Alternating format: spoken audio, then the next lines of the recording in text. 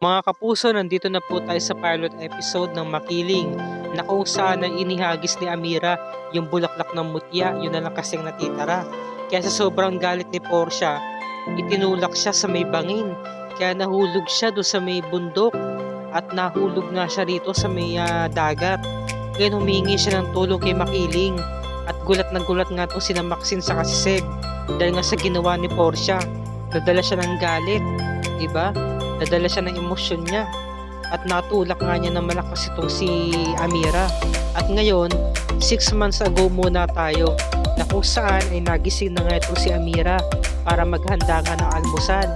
At syempre, para naman ihanda na rin yung mga gamit niya sa panggamot dahil isa siyang faith healer. Ngayon, kinalikan niya muna ang lola niya bago umalis na ng kwarto. At syempre, kinalikan niya muna yung picture frame ng mami niya.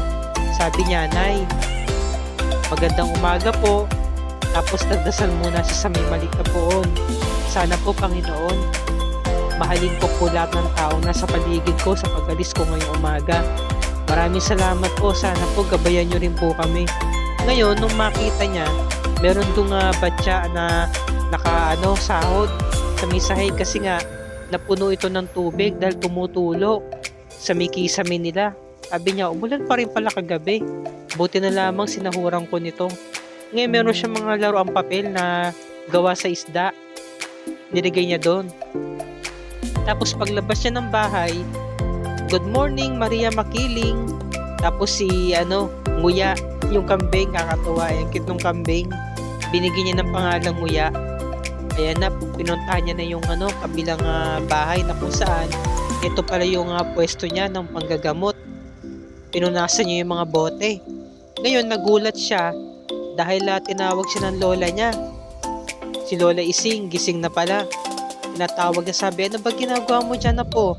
"Ela, nagano lang po ako, nag-asikaso lang po ako ng mga gamit ko po sa panggagamot." Dahan-dahan lang ho. "Okay na ho ba yung rayuma nyo?" Sabi ng lola niya. "Ay nako, talagang napaka-sweet mo naman. Apo, syempre naman inihanda ko po itong tiyaan na to para sa inyo. Inom po muna kayo. Okay na ba yung mga kasukasuan nyo? Yung rayuma nyo, magaling na ba? Kaya niyo pong gumiling." Nakakatuwa itong buhay ni Amira, kahit na simple at mahirap lang sila. Payak, pero masaya sila, diba? Masaya sila sa kung meron sila, kontento sila. Ngayon, nagising ang tatay niya na palabiro. Nagising daw siya sa ingay nila. Pero nag-joke naman siya. Ngayon sabi ni Amira, "Tay, upo kang buo muna dito. O ito po yung tsao." Ngayon sumimple yung tatay niya. Kinuha yung kape. At madaling magtitimpla nga ng kape. Ngunit nahuli siya ni Amira. "Tay, ano ba yan? Diba sabi ko sa inyo, tsaa ang inumin nyo? Wag kape. Pinagbawas sa inyo ng doktor yan na. Huwag nyo na akong inumin yan. Diba sa panahon ngayon, ang anak ang masusunod kaysa magulang?" Kaya nagtawa na sila eh. Nag-joke din siya. Kaya tumawa na rin yung lola niya, pati tatay niya. "Sige na tay, kainin nyo na yan." Sabi. "Saka inumin nyo na to, tsaka ginawa ko para sa inyo." Sabi. Ngayon, eto na. Sabi naman ng lola niya, "Ay nako, Amira, pwede bang isama mo ako mamaya sa pag-deliver ng mga halamang gamot?" "Bakit po, Nay? Kasi manggagamot din ako doon sa may ilog. Pero wag kang mag-alala, maggagamot lang naman ako."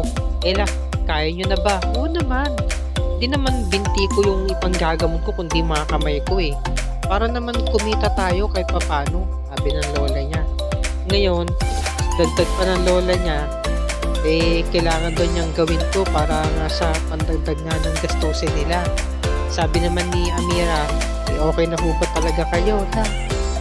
Pero sa isang kondisyon, papayago ako. Kailangan sa damakmak na kisang bibigay ko sa inyo." "Ay nako apo, ikaw talaga." Sabi. "Napaka-sweet mo talaga. O teka, yung niluluto mo, sunod na. Nangangamoy na." Nagprito siya. Ngayon sabi niya, "Tapos na ako magprito. Okay, magsasaing naman ako." "Naku tay, wala na po pala tayong bigas." Sabi ng tatay niya. Hindi kasi nakabayad sa akin si yung kapitbahay daw nila. "Kaya mo, didilensya ko ng pera." Sabi naman ni Lola Ising, "Wag na. Ikakahiram ko lang ng pera dun kina ano eh, sabi. Ngayon, nung pagtayo ng tatay niya, natabig yung kawayan na alkansya. Sabi ng tatay niya, Mira, ano to? Naglilihim ka na ba sa amin? Sabi ni Almira. Tay, tapos na naman ako mag-aral ng high school, kaya po, naisip ko na yung pera kinikita ko, tabi ko na lang po sa alkansya. Kesa naman po yung mga upahan tayo lagi, ang mahal ng gastusin. Magastos so sobra. Pinag-iipunan ko po yan para sa bahay at lupa natin balang araw. Sabi naman ng tatay niya, kung mag-ipon ka para dito, abuti pa ng 100 years, mas maigi pa, pagtulungan na lang natin. Joke lang. Sabi naman ni Amira, Tay, buksan na ho natin, pambili ho natin ng bigas. Sigurado ka anak, sabi ng lola niya. Nako Amira, tabi mo na yan. Ipon mo yan eh, sa'yo yan eh. Diba? Manggagamot naman ako sa ilog. May kikitain ako mamaya. Pambibili natin ng bigas yun bago mananghalian. Talaga po na, tabi mo niya, sabi ng tatay niya. Tatabi ko na to, ipon mo to eh. Binalik na doon sa ilalim ng lamesa. So, grabe nung samahan nila, talagang sobrang solid. Nagtutulungan sila, saka napaka-positive nila sa buhay. Diba? Para nga naman, mapagpatuloy yung buhay nila, pinipilit nila maging masaya.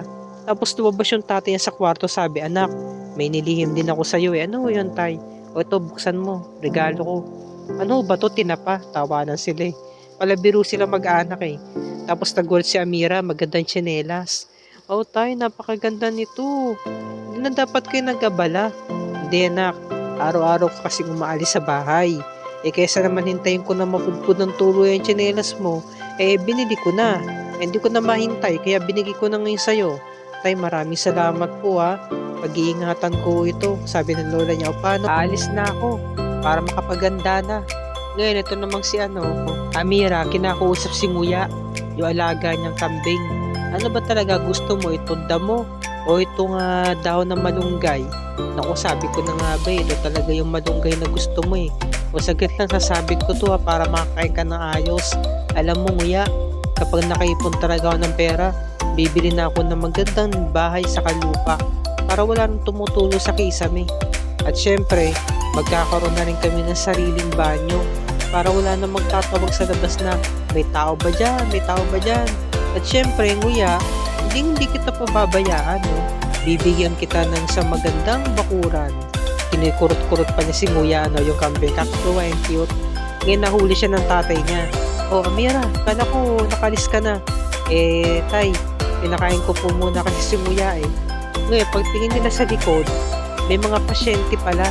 Sabi ng tatay niya, Amira, may mga pasyente ka na. Naku, may mga pasyente ako. Saglit lang tayo, baba ko po muna itong bag ko ha.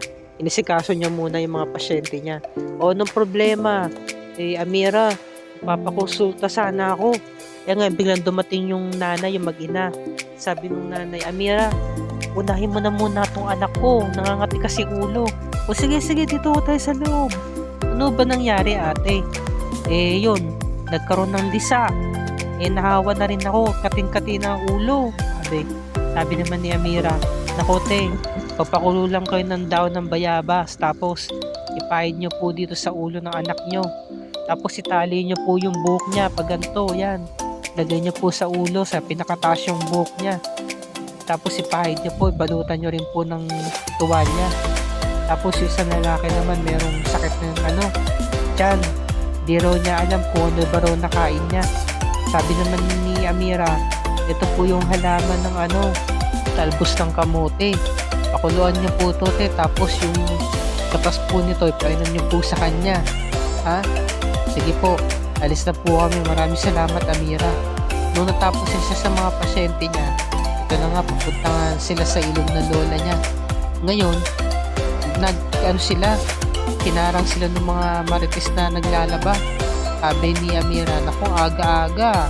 Mukhang may mga pinaglalaban kayo dyan ha. Syempre naman, Amira, chismis muna bago ang pagluto sa pananghalian. Paano? Alis na ho kami, una na ho kami. Sige. Pinag-usapan siya ng mga kapitbahay, sabi niya. Si Amira, napakaganda niyang babae niya, yung batang niyan. Alam ba, nagmana siya sa pagiging mahusin na magiging manggagamot sa nanay niya. Magaling nga manggamot. napagkakamalan namang mangkukulam. Grabe ka naman. Paano mo naman napagsabihin si Amira na mangkukulam? Ganda-ganda nga. Husay-husay pa sa matalino pang bata. Ikaw kasi, kung ano mga sinasabi mo, sabi nung alin na, ba't ako? Loko-loko talaga eh. Tapos ito yung mga bata naglalaro. Nakisali si Amira kasi pilit siyang pinapasali. Ayan. Sumali siya sa pakikipaglaro. Ngayon, nung pagdaan nila dito, may mga lalaki nagiinuman ang aga-aga. Sabi ni nung isang lalaki, naku, si Amira, ganda talaga niyan eh. Bagay talaga kami niyan eh. Yung nga lang, naunahan nga lang ko ni Alex. Sabi nung loko-loko isang naka-brown na damit, paano ka naman magugustuhan ni Amira? Mukha kang suso, mga loko-loko talaga ng tawa ko dito eh. Tapos noon, habang naglalakbay na nga sila Amira kasama lola niya, pinakita na nga to si Alex, diba? Yan, si Alex na nakamotor. May mga dala-dala siyang mga dito, parang mga buko yata to na nakalagay sa sako. Ayan, bumiyahe siya. Ngayon, pagbalik niya, para kunin ulit yung mga kalakal na dadalhin niya, kinuusap siya ng isang dalagita na talaga nilalandi siya. Alex, o bakit? Sabi kasi ng mga magulang ko, pag ka-graduate ko ng high school, pwede na raw akong magjowa. Sabi niya, balik ka dito Alex, bumalik ka dito. O sige, babalik ako dito, pero meron muna ako susunduin kukunin ko lang to. Yun pala, umiwas siya doon sa babae kasi nga hinihintay na nga siya ni Amira. Parang di niya yung relasyon nila dito eh. Ngayon, pinuntahan na nga niya para sunduin na. Sabi naman ni Amira, ang tagal mo. Nagatid pa kasi ako ng mga kalakal eh. Ngayon, biglang dumating yung isang mama. Pinatawag nga to si Amira dahil yung kapitbahay nila mga anak na siya magpapaanak dito na ginagampanan ni Rupa May Quinto. So dito na po nagtatapos ang review and recap natin para sa first episode ng Makiling. Yan ang pakatunghayan natin bukas mga kapuso. At kung bago ka pa lamang sa aking channel, kung maaari makahingi ako sa iyo ng munting subscribe at i-click mo na rin ang bell icon para lagi ka updated sa mga episodes na Makiling and other GMA shows tulad ito.